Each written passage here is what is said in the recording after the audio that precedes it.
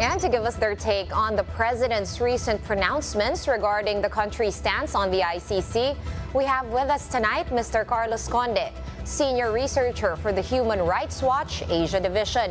He joins us now live via Zoom. Good evening, Mr. Conde, and welcome to The Big Story. Good evening, Shaw. Good evening, Robbie. All right, what's your take to the pronouncement of President Marcos saying that the Philippines will not rejoin the ICC? Is this a wise decision? Well, this is not entirely surprising. I mean, he has already indicated before that he has no interest in cooperating with the ICC. So this is not something that's unexpected.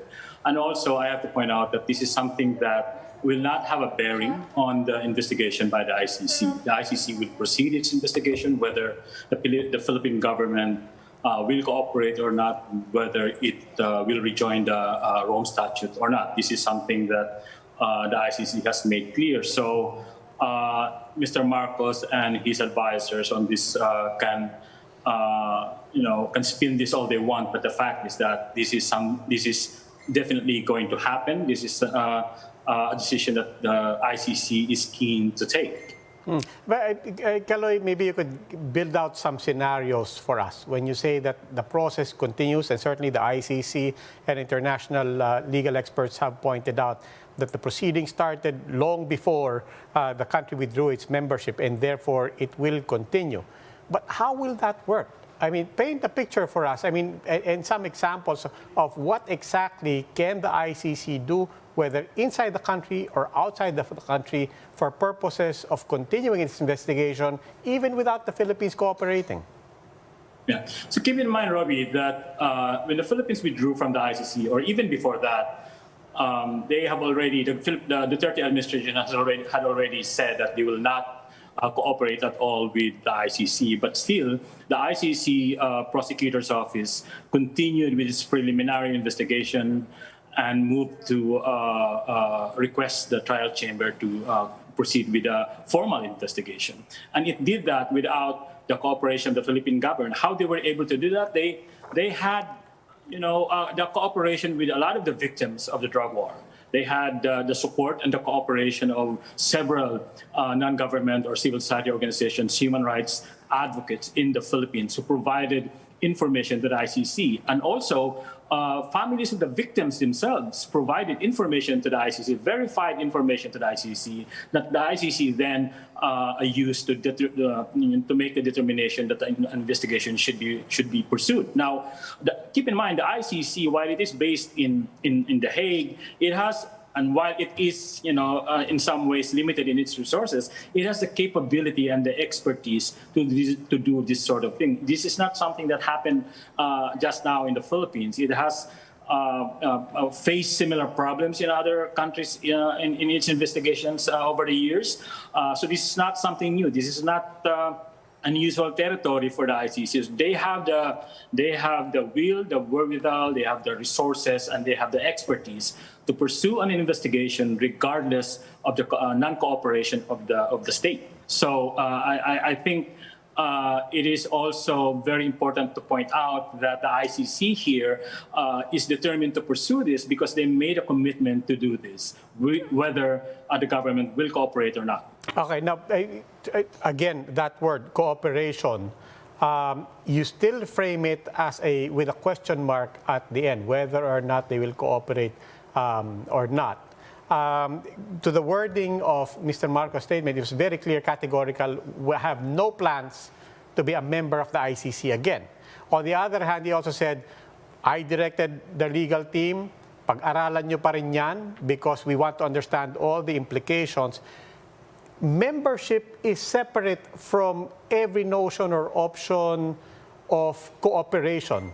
Am I getting that right? In other words, even without membership, there is still a matter of cooperation that they're not necessarily easily brushing away? Well, here's the thing. Cooperation is ideal. Cooperation is something that the ICC really seeks from the government. This is why before they proceeded to the investigation, they actually gave the Philippine government a chance to respond to its earlier determination that the so-called investigation or review by the Philippine government of the drug war cases has been done. The determination was that the Philippine government failed to support that assertion. So cooperation is ideal, but it is not something that will derail an investigation. Okay. When the Philippine government got out of the ICC, that doesn't mean the ICC no longer has jurisdiction of the cases in the Philippines that were committed when it was a member. That's precisely the position of the ICC now, that although hindi na member ang Pilipinas ICC, the cases that were filed against President Duterte happened during the membership of the Philippines in the ICC. So that's non-negotiable as far as the ICC is concerned. Okay, but at the end of the day, bottom line here is not even the government, but really the quest for justice for the victims of the war on drugs. And what does this mean for them? And what other avenues do they have? Or are all their eggs in the ICC basket? That's a very interesting question, because right now, Robbie, the ICC investigation is about the only hope for justice among many of the victims of the drug war. Other international mechanisms to get justice and accountability have actually faltered. While they cooperate with the UN Human Rights Council, for instance, the HRC is not about to.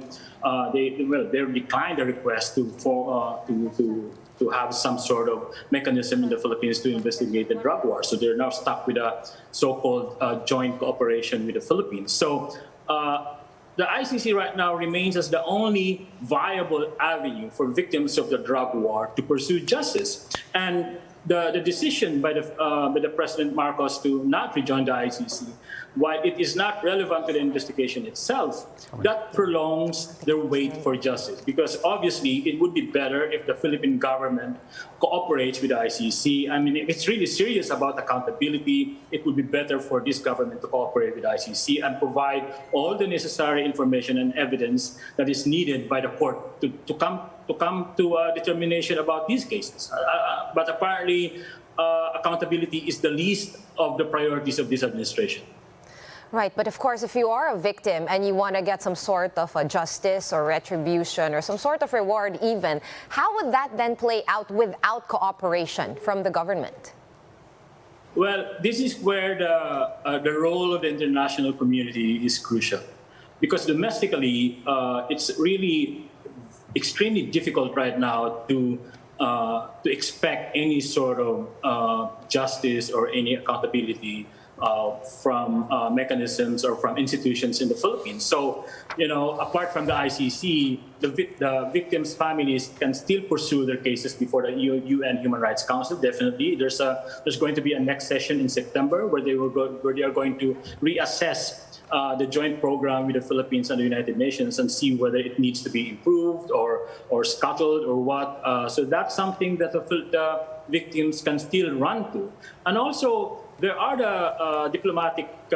there's a diplomatic community. There's the EU, for instance, that plays a large role in the Philippines as far as human rights goes. So that's something that the families of victims can still resort to. One particular mechanism in the EU is what is called the GSP Plus, the General Systems of Preference Plus, which provides incentives, tax or tariff incentives to the Philippine government as long as it abides with its human rights commitment. Now, victims of the drug war can invoke that mechanism, can lobby for the EU to tighten its enforcement of that mechanism against the Philippine government. And it's coming up in the discussions with the EU, and that's something that, again, the victims of the drug war can definitely tap into. Well, this is a new administration. They are carrying over the same argument from the previous administration. One thing crucial for the ICC to intervene: unwilling, unable to investigate on the side of the state. This new government is saying that, look, you can say what you want about the previous administration. Right now, we're starting from a clear table where we are saying we are not ignoring this. We have local mechanisms in place, and we are not saying that we are unwilling to investigate this. What do you say to that? Well, that's funny, Robbie, because if you look at the people, the advisors that Mr. Marcos has convened to advise him on the ICC matter, these are all individuals. who supported President Duterte's drug war, who are in one way or another also complicit in the abuses that were committed in the last 6 years. So it is very telling. It tells you that it's going to be business as usual. It tells you that this administration is going to pursue the policy of the previous administration in terms of trying to deflect any attempt at accountability.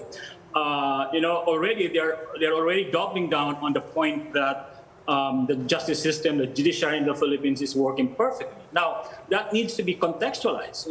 Probably it works. Anybody can still file a case, but the matter is that the thousands and thousands of killings related to the drug war have not been investigated. Only one conviction has happened since the drug war began. And that is a very, very, I would say, serious lapse in the Philippine government's effort for justice. All right, on that note, thank you so much for your time and your insights. Carlos Conde, Senior Researcher for the Human Rights Watch Asia Division.